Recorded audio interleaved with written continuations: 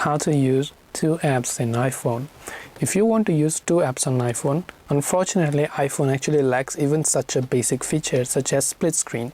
So you can't use one application at the top and one application at the bottom, just like on Android.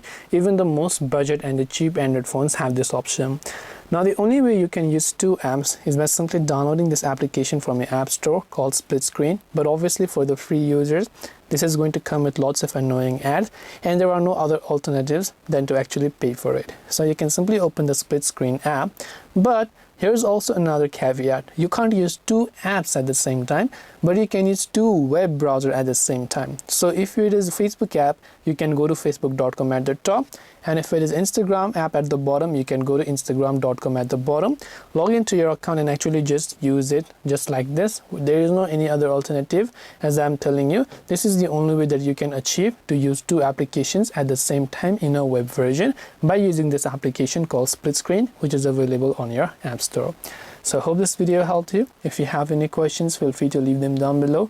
Thank you for watching till the very end, and see you soon in the next video.